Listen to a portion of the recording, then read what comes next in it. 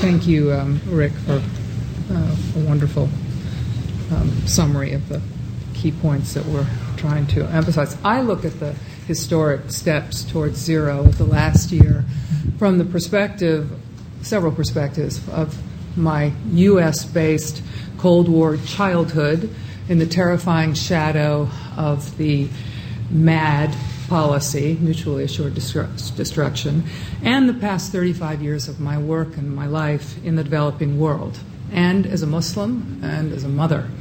The progress that we have seen over the past year, Presidents Obama and Medvedev in particular, is very encouraging, but we still have so far to go. As a Muslim, I share the moral and spiritual concerns about the genocidal role of nuclear weapons, first expressed by the scientists who created them and who witnessed their destructive impact. The Quran declares killing an innocent person is tantamount to killing all of mankind. But for me as a global citizen, that horror is compounded by the growing threat of proliferation and of nuclear terrorism today, increasing the odds of what President Kennedy called the risks of accidents, miscalculation, and madness, and the potential for continuing and expanding irrational arms races in regions like the Middle East.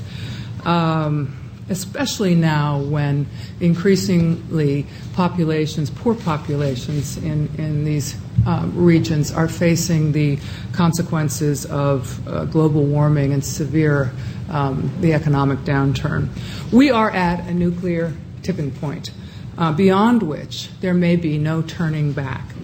And we are witnessing the greatest opportunity in decades to mobilize what international polling has shown is majority support in nuclear and non-nuclear states for zero. If governments don't act now, if our governments don't act now to begin to eliminate all nuclear weapons, we will likely witness in our lifetime the destructive use of nuclear technology by a country or by terrorist groups.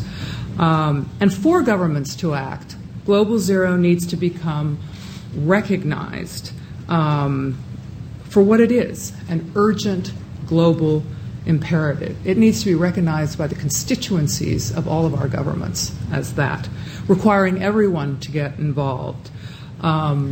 Post-war and Cold War and post-Cold War generations, I think, are largely unaware of the very real and present danger posed by these weapons.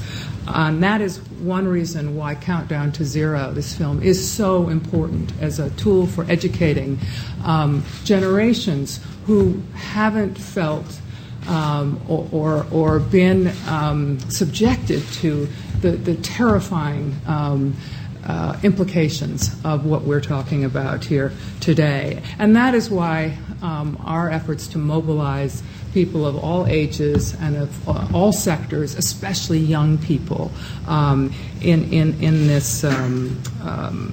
this movement is I think of great importance.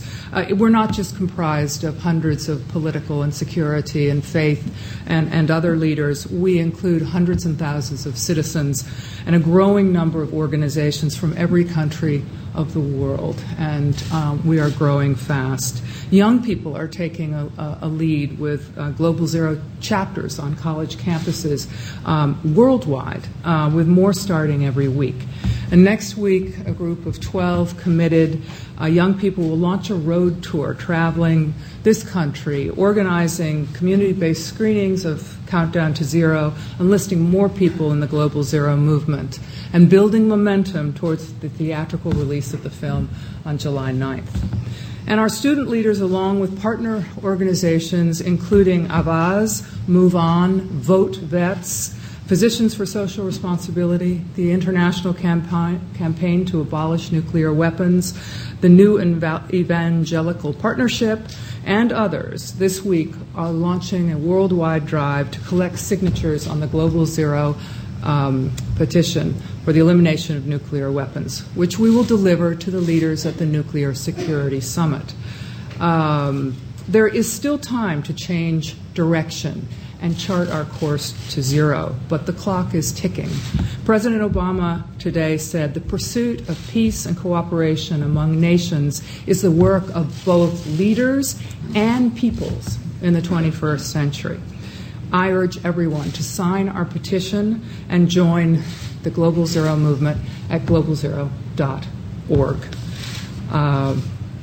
Thank you, and we now... Thank you. Valerie.